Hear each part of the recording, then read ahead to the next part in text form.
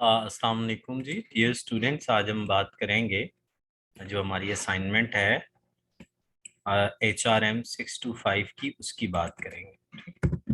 अच्छा, इसके लिए मैं आपको एक चीज़ बता दूं कि मैं हमें वो केस बताता है कि कंपनी है, उसमें एक HR मैनेजर हैं और उस कंपनी के लाइन मैनेजर हैं उवैस साहब। तो उन्होंने क्या किया, चार बंदों का इंटरव्यू किया। एक कहता है जी मैं जेंडर बायसनेस का शिकार हूँ, दूसरा कहता है मैं टीम में काम नहीं करूंगा, तीसरा कहता है मैं फैमिली कमिटमेंट्स की वजह से एक्स्ट्रा टाइम नहीं दूंगा, चौथा कहता है मैं विलिंग नहीं हूँ किसके लिए, he is not willing to help any team member. तो पहले कहता है कि एक तो जेडी लिखें। तो जेडी यार लिखने का एक खास तरीका होता है। सबसे पहले आपने क्या करना है, ऊपर कंपनी का नाम, टाइटल, लोकेशन देनी है, नीचे हल्का सा इंट्रोडक्शन देना है, रिक्वायरमेंट और रिस्पॉन्सिबिलिटीज डाल देनी है।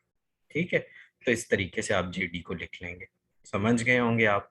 अब देखें, एक अगर इंट्रो आपने कोई भी दे लेना है, रिक्वायरमेंट क्या होती है, वो बंदा जो है वो टेक्निकलिटीज को जानता हो, कम्युनिकेशन अच्छी हो और स्ट्रॉन्ग, इसके अलावा टीम मेंबर हो, उसके अलावा बैचलर डिग्री हो।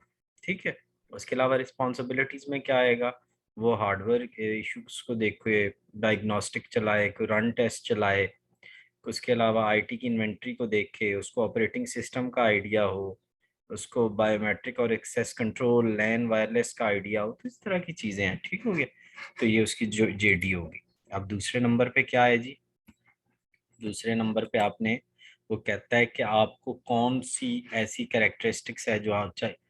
यार देखें, सबसे अहम कोई भी जो चीज होती है ना किसी बंदे में, वो होती है फ्लेक्सिबिलिटी। तो वो होगी तो ऐसे बंदे की हम तलाश कर रहे हैं। ठीक हो गया जी, बहुत शुक्रिया आपका।